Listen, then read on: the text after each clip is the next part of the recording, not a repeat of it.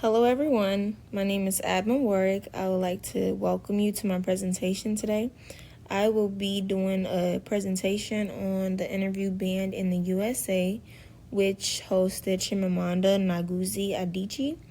She is a Nigerian author, feminist, and most importantly, a mother. First and foremost, throughout the interview that she did, she addressed that she would like to be interviewed as a reader and not a writer.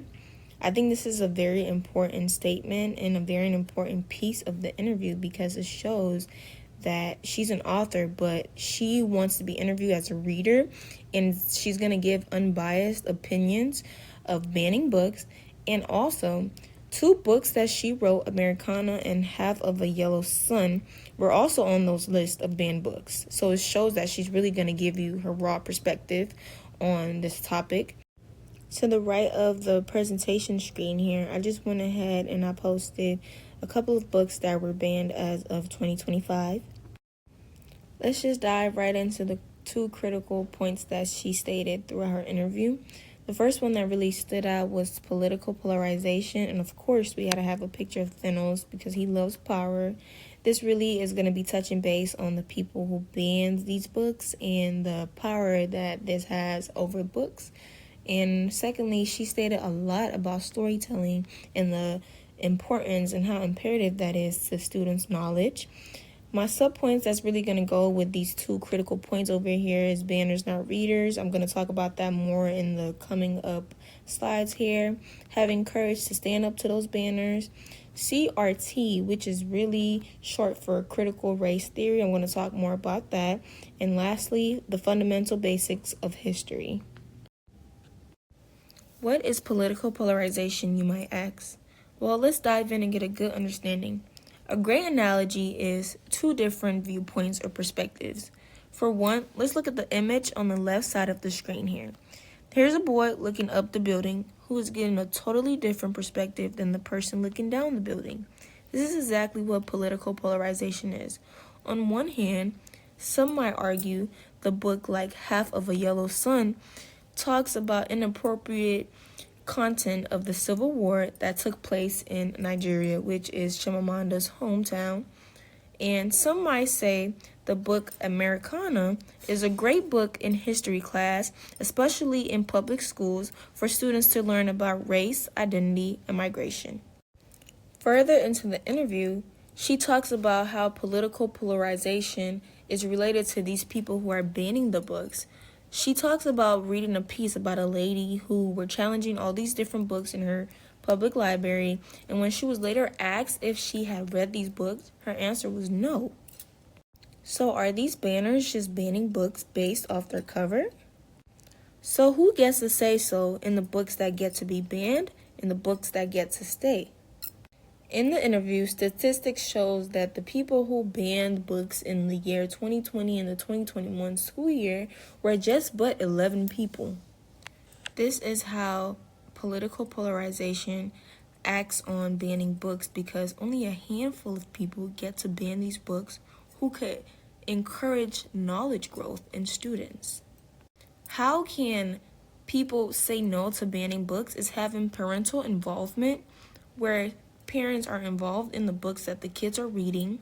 They actually read the books that the kids are reading, and they get a good understanding and understand if they want their children to read these books instead of planting the seed and saying that these books that need to be banned are indoctrinating their kids. Having these books in libraries and in public schools is imperative for reading diverse texts of minorities and respecting others' cultures, values, and beliefs.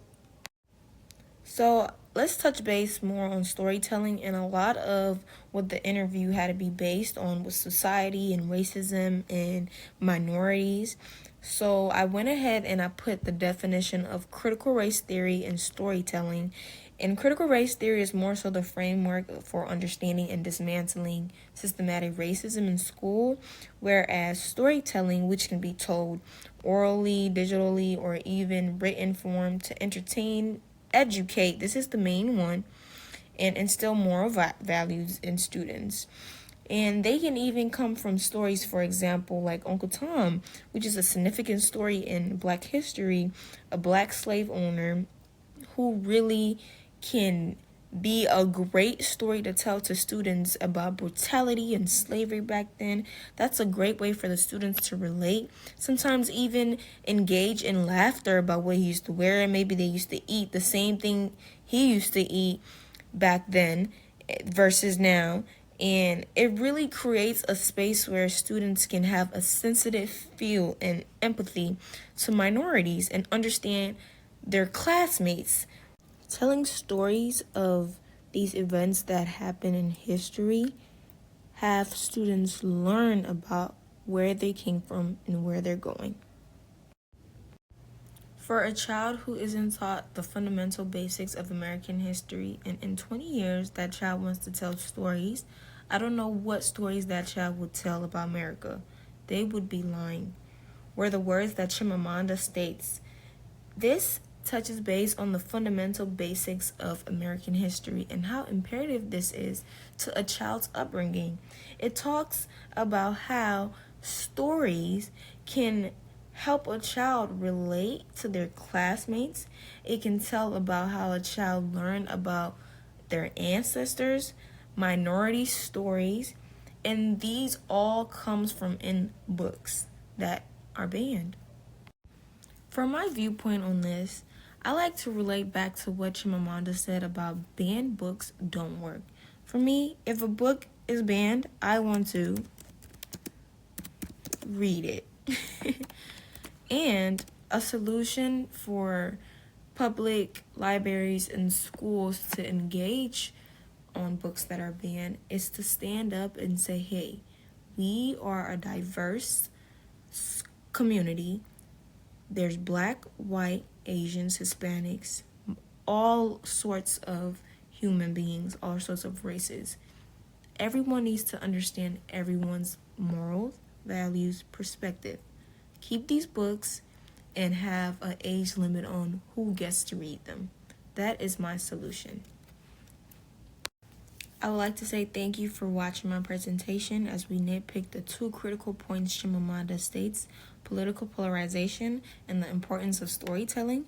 I hope this presentation reaches people so we can stand up as one and engage in communities, and we can say no to banning these books, which are very imperative for our upbringing, for students and for children to know about their histories.